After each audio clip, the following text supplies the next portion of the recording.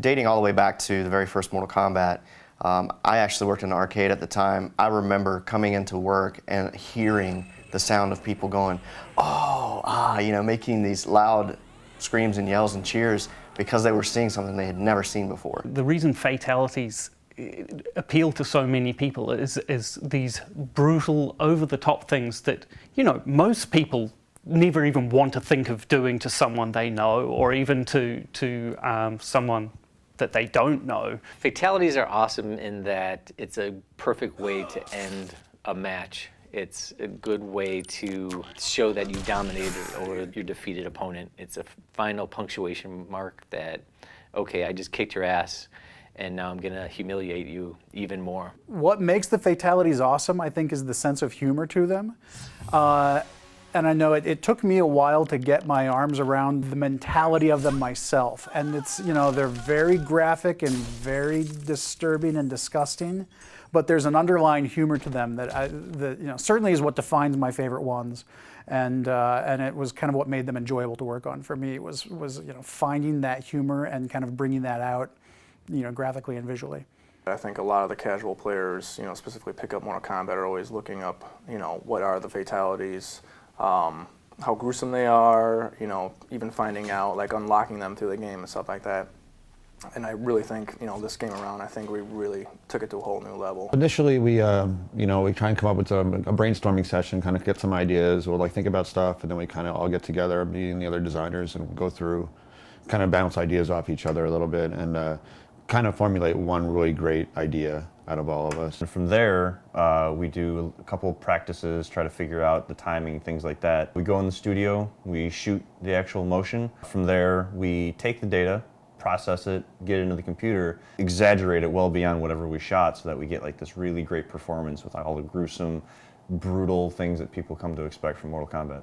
So once all of the action had been defined, we would make sure that blood, any of the magic, any of the you know, any of the other visuals that don't fall under either environments or characters would get put into the cinemas. The most fun I had was actually the one fatality, actually in particular, was the Kung Lao. You know, one of the iconic ones that have been used in a lot of the marketing now, when he lays down his hat and, you know, pulls the unsuspecting victim through it. Carlos is, you know, he's a huge character in the studio, and he likes to keep the mood upbeat. The best part that I love about these fatalities is I get to beat up on Rick O'Mara, and he also gets to, you know, perform his fatalities on me. I actually remember when we were shooting the Cabal fatality where the victim falls on the hook swords, and you had Tony supporting Carlos as Carlos is falling over, and it was just hilarious because when you look at the raw data up on the screen, you don't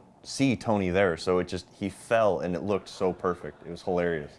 Maybe about like the third or fourth take, we start getting into more or less of the vision of the actual fatality, and it starts getting amped up with, you know, all that emotional content where you're getting into, you know, like, I really need to stab these knives into these guys' clavicle so that way the lightning will strike. You know, when you're doing it the first or second time, you're like, oh, I really don't want to hurt, you know, the other actor. When the other actor gives you the cue, he's like, hey man, just let go and really like hit my clavs. Having somebody able to draw off of that, and Ed sitting there going, oh my God, that's what I want. I need that.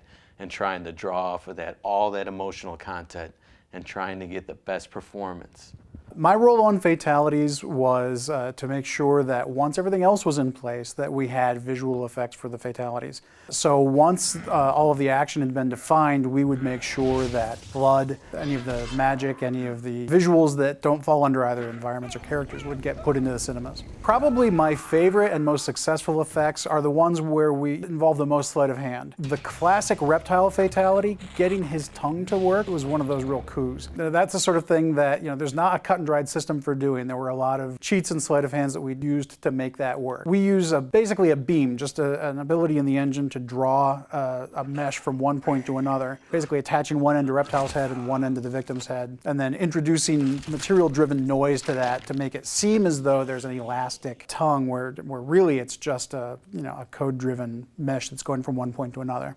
Yeah, some of the key points that we really try to focus on is to make sure that every fatality fits into the same look and feel as the others. We don't want one or another to kind of feel different. Each character had approximately 18 points of dismemberment.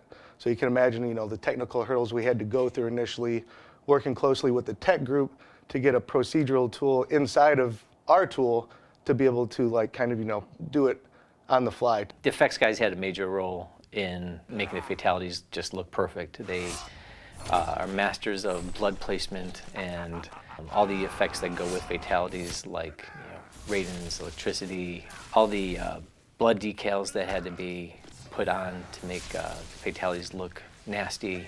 There's not just clean cuts anymore. There's bloody stumps wherever there's a sever point.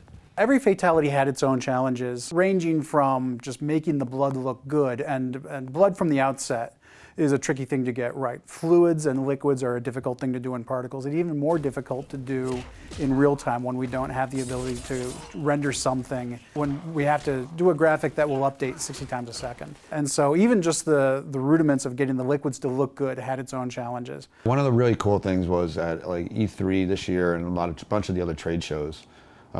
We got to see some of the stuff that we thought of and came up with, and we weren't sure how well it was going to translate. I thought it was cool, but then during the demos we did, the first time we showed fatalities, we showed this trailer of a bunch of the fatalities together, and we had people standing up and clapping for moments of things that I came up with, like Sector's fatality, for instance, when all the missiles come out and blow up all the body parts. People just going nuts for that. A lot of people were cringing, and I think that's kind of maybe when we started, or going in the right direction here.